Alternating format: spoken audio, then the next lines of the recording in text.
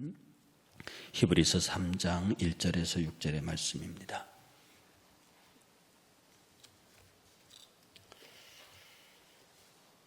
히브리서 3장 1절에서 6절 함께 봉독하시겠습니다. 그러므로 함께 하늘의 부르심을 받은 거룩한 형제들아, 우리가 믿는 도리의 사도이시며 대제사장이신 예수를 깊이 생각하라. 그는 자기를 세우신 이에게 신실하기를 모세가 하나님의 집에서 한 것과 같이 하셨으니, 그는 모세보다 더욱 영광을 받을 만한 것이 마치 집 지은 자가 그 집보다 더욱 존귀함 같으니라. 집마다 지은이가 있으니 만물을 지으신 이는 하나님이시라. 또한 모세는 장래에 말할 것을 증언하기 위하여 하나님의 온 집에서 종으로서 신실하였고, 그리스도는 하나님의 집을 맡은 아들로서 그와 같이 하셨으니, 우리가 소망의 확신과 자랑을 끝까지 굳게 잡고 있으면 우리는 그의 집이라. 아멘. 이 구주를 생각만 해도 하는 이 찬송가하고 곡이 똑같은 것이 옛날 찬송가 81장에 귀하신 주의 이름은 하는 제목으로 나와 있는 찬송이 있습니다. 그 찬송가 가사가 제가 아까 잠깐 찬송 2번 부르고 마지막 기도할 때 앞에서 읽어드렸던 시, 귀하신 주의 이름은 참 아름다워라. 내 근심 위로하시고 평강을 주시네. 주님의 반석이시여 내 방패 되도다. 그 은혜 무한하시니 바다와 같도다. 선하신 목자 구세주 내 생명 되시고 대제사장이 되시니 늘 찬송하겠네. 무한히 넓은 사랑을 쉬지 않고 전하세. 숨질 때까지 주 이름 늘 의지하겠네.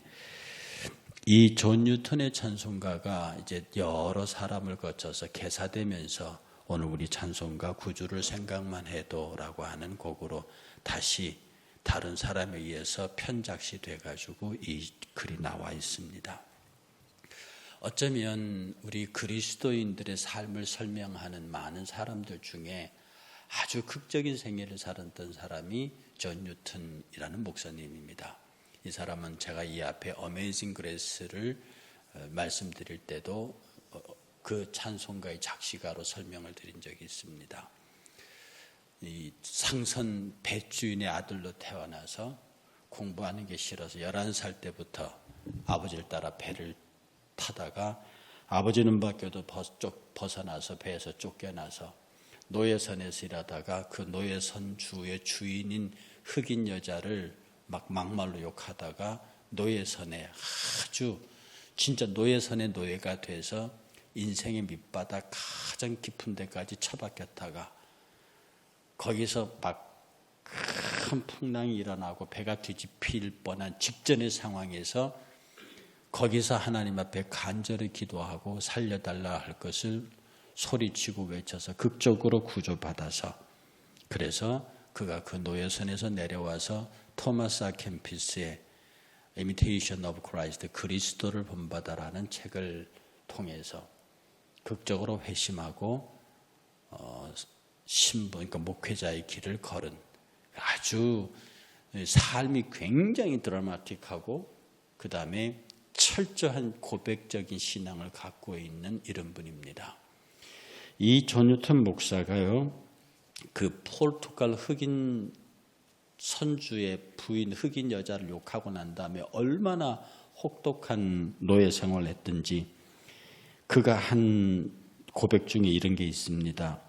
밤이 깊고 적막한데 하나밖에 없는 셔츠를 빨아서 잠을 자는 새 마를까 하여 젖은 채로 입고 자는 것을 보았다면, 내 꼴이 너무나 처량해서 배가 섬에 닿을 때 처음 보는 사람한테 수치를 가리기 위해 숲속에 숨어야 했던 나를 보았다면, 그러나 내 마음이나 행동은 이처럼 처량했던 내 꼴보다 더 어두웠던 것을 알았다면, 그토록 비참하신 자를 살리신 하나님의 풍성하신 은혜와 사랑과 섭리가 얼마나 특별하시다는 것을 나는 짐작하였으리라.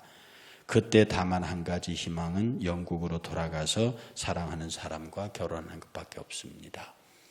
얼마나 그 하고 있는 몰골이 흉했으면 옷이, 왜냐하면 노예선에서는 속옷 하나밖에 안 입히니까 이것을 입고 그대로 자서 그냥 마르고, 내가 내리는 모양이 하도 추해서 사람들이 나를 볼까 숲속에 숨고, 그런 보다 더 처량한 모습이 자기의 속으로 망가진 영혼과 그 마음에 대한 처절한 신앙 고백, 이런 것들을 통해서 그가 하나님의 은혜를 경험하고, 그가 그리스도 앞에서 회심할 때에 1754년에 그가 이런 고백을 합니다. 나는 까마귀가 우는 것처럼 주님 앞에 울었습니다. 그런데 주님은 아직껏 그 울음을 듣기 싫다고 경멸해 보신 적이 없습니다. 그런데 내가 가만히 생각해 보니 나를 경멸하지 않으신 그 주님은 바로 내가 그토록 비웃고 조롱하던 바로 그 예수님이었다는 것을 이제 나는 확실히 압니다. 이 존 뉴턴이 상선에서 일할 때 예수와 예수 믿는 사람 욕할 때 그 뱃사람들의 거친 육두문자로 예수를 욕했다는 거죠. 그렇게 예수를 모욕하고 예수를 비난했는데도 단 한 번도 예수는 자기를 비난한 적이 없고 자기를 허물한 적이 없었다. 그래서 까마귀처럼 울면서 통곡하며 회개할 때 하나님께서는, 주님께서는 그 나의 모습과 목소리를 그대로 흠양하셨다, 이렇게 고백을 합니다. 그가 마지막 그 죽음의 임종 앞에요, 너무나 기력이 쇠해서 지팡이를 짚고 다니고 눈이 침침해서 아무것도 보이지 않고, 그러나 그가 마지막 강단에 서서요, 그때 그가 마지막 연로해서 설교를 할 때는 어떻게 했냐면은 자기가 설교를 불러주면 그 옆에서 시종이라고 그러죠. 시중 드는 사람이 그 설교 문구를 받아 적고, 그 다음에 그 받아 적은 문구를 설교할 적에 자기가 단에 서면 옆에서 그걸 받아 적은 시종이 그 설교 문장을 읽어줍니다. 그러면 그걸 듣고 자기가 말하고, 이렇게 마지막 최후의 설교를 할 때였습니다. 옆에서 시종이 첫 줄을 조용히 읽어줬습니다. 목사님이 설교 시작할 때 예수 그리스도는 매우 귀중한 이름입니다. 그렇게 읽어주니까 존 뉴턴이 예수 그리스도는 매우 귀중한 이름입니다. 그리고 그 시종이 다음 문장을 읽어줬어요. 그랬더니 뉴턴이 그 종이 읽어주는 문장을 그대로 하지 않고 또 말하기를 예수 그리스도는 매우 귀중한 이름입니다, 이렇게 말하는 거예요. 그러니까 시종이 당황해서 목사님 계속하세요. 그런데 방금 그 말씀은 한번 하셨습니다. 그러니까 아마 시종 생각에는 치매기가 있거나 이렇게 잃어버리는 얘기가, 방금 그 말씀 하셨어요. 그랬더니 목사님이 아니야, 내가 2번 말했네. 그렇지만 나는 한 번 더 말할 걸세. 예수 그리스도는 매우 귀중한 이름입니다 라고 더 큰 소리로 청중들에게 그 얘기를 했다는 거죠.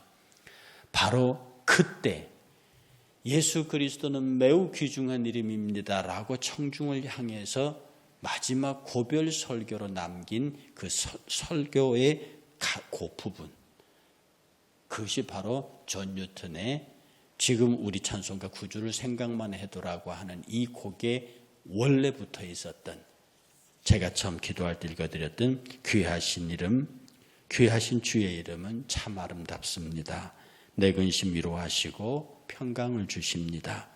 주님은 반석이시오 내 방패이십니다. 그 은혜 무한하시니 바다와 같습니다. 선하신 목자 구세주 내 생명이 되십니다. 대제사장이 되시니 늘 찬송하겠습니다.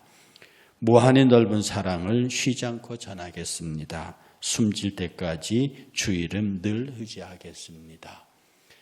자기가 쓴 설교를 옆에서 누가 불러주고 그것을 듣고 말해야 하는 마지막 노구의 설교가 오늘 우리에게 전해지는 감동의 찬송의 원전이 됐습니다. 그래서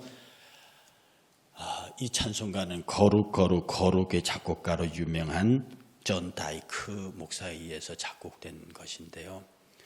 여기 이제 우리가 구주를 생각만 해도 이렇게 좋거든 이라고 하는 이 존 뉴턴 목사님, 이게 상당히 편곡된 겁니다. 이 원래의 가사를 가만히 생각하면 우리가 생각만 해도 좋으냐, 생각만 해도 좋으냐. 그래서 오늘 본문에서는 이렇게 말합니다. 형제들아, 함께 하늘의 부르심을 받은 거룩한 형제들아, 우리가 믿는 도리의 사도이시며 대제사장이신 예수를 깊이 생각하라. 이 깊이 생각하라, 그냥 띵킹하라는 얘기가 아닙니다. 우리가 흔히 생각하는 그게 아니라 나와 이 그리스도가 어떤 관계며 그가 나를 위하여 행하신 것이 무엇이며 그가 나에게 기대하는 것이 무엇이며 또 내가 그를 위하여 어떻게 살아야 하는 것인지에 관하여 깊이 생각하라. 그는 자기를 세우신 이에게 신실하기를 모세가 하나님의 온 집에 한 것과 같이 하셨으니 그는 모세보다 더욱 영광을 받아내는 것이 마치 집 지은 자가 그 집보다 더욱 존귀함 같으니라. 모세가 하나님의 집에 신실한 것 같이 예수 그리스도가 하나님에게 신실하다. 그리스도는 하나님의 집을 맡은 아들로서 그와 같이 하셨으니 우리가 소망의 확신과 자랑을 끝까지 굳게 붙잡고 있으면 우리는 그의 집이라. 주께서 우리를 붙잡고 계신다는 거죠. 우리는 그의 집이라. 모세가 하나님의 집을 지키고 있었던 것처럼 하나님의 집인 우리를 예수가 붙잡으신다. 그 예수를 깊이 생각하라. 그 예수를 깊이 생각만 해도 좋다. 여러분을 지금 붙잡고 있는 게 누굽니까? 여러분을 지금 붙잡고 있는 그 사람은요, 여러분이 사랑하는 사람입니다. 생각만 해도 좋습니다. 인간의 육신적인 사랑도, 인간관계에서도요, 내가 그를 의지할 수 있고 그를 사랑하면, 그를 생각하면 좋습니다. 그를 생각하면 감사하다고요. 그런데 그의 집, 예수 그리스도의 집, 주의 집은 나를 향한, 당신의 집이니까 당신이 지킵니다. 당신의 집이니까 당신이 사랑합니다. 당신의 집이니까 당신이 거하십니다. 그게 나예요. 그게 여러분이에요. 그분이 모세가 하나님의 집을 지킨 같이 그분이 너를 지키신다. 그 예수를 생각만 해도 좋다. 생각만 해도 감사하다. 생각만 해도 귀하다. 시가 안 나올 수 있습니까? 아마 똑같은 마음이 다윗에게 있었던 것 같습니다. 여호와는 나의 목자시니 내게 부족함이 없으리로다. 여호와는 나의 목자시니 내게 부족함이 없으리로다. 제가 언젠가 설교 때 예화로 말씀드렸죠. 옛날에 주부 만들 때 식자공이 타자를 잘못 쳐서 목사님이 평소에 하도 설교 제목이 긴데 다고 하는데 여호와는 나의 목자시니 이렇게 왔단 말입니다. 그러니까 식자공이 목사님한테 전화가 옵니다. 목사님, 설교 제목이 여호와는 나의 목자시니 맞습니까? 그랬더니 목사님이 전화 받기를 여호와는 나의 목자시니 예, 그걸로 충분합니다. 목사님 설교 제목이 길어요. 그러니까 이 식자공이 예, 알았습니다. 그러고 설교 제목을 쳐놓습니다. 여호와는 나의 목자시니 네, 그것으로 충분합니다. 다음 주일날 설교할 때 목사님 무심코 주보를 들고 올라왔다가 설교 제목을 설교하려고 딱 펴보니 원래 제목은 여호와는 나의 목자시니인데 주보에 나온 설교 제목은 여호와는 나의 목자시니 네, 그것으로 충분합니다. 이 설교 제목을 2번, 3번 목사님 읽으시다가 그냥 울으셨죠. 여호와는 나의 목자시니 네, 그것으로 충분합니다. 예수를 생각만 해도 이렇게 좋거든. 그 얼굴 배울 때야 얼마나 좋으랴. 생각만 해도 좋다. 예, 여호와는 나의 목자시니 예, 그것으로 충분합니다. 저와 여러분의 삶 속에서 이렇게 예수님 한 분으로 충분했으면 좋겠습니다. 무슨 불만이나 불평이나 모자라는 게 그렇게 많습니까?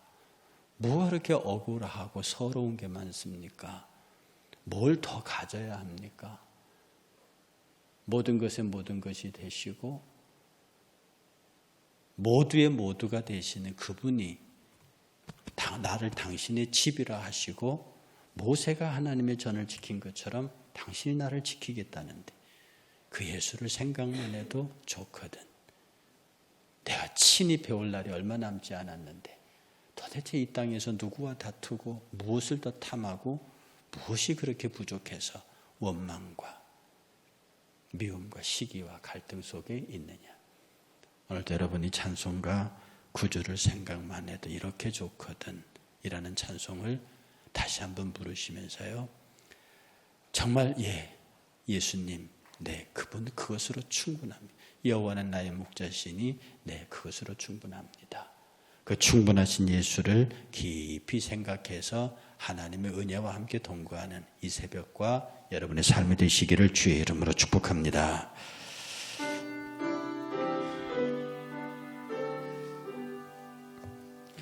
구주를 생각만 해도 이렇게 좋거든. 주 얼굴 배울 때야 얼마나 좋으랴.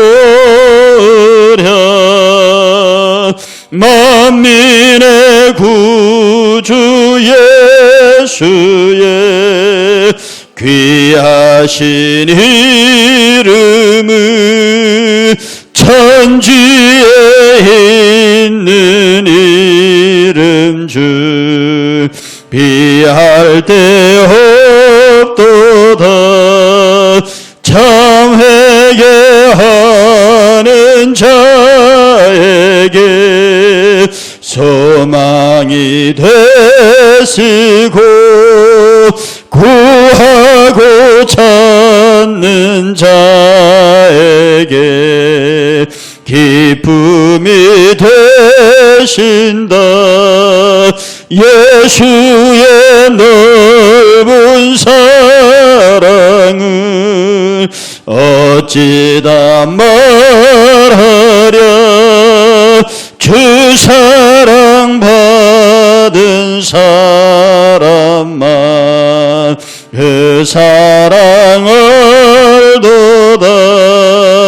사랑의 구주 예수여 내 기쁨 되시고 이제로부터 영원히 영광이 되소서.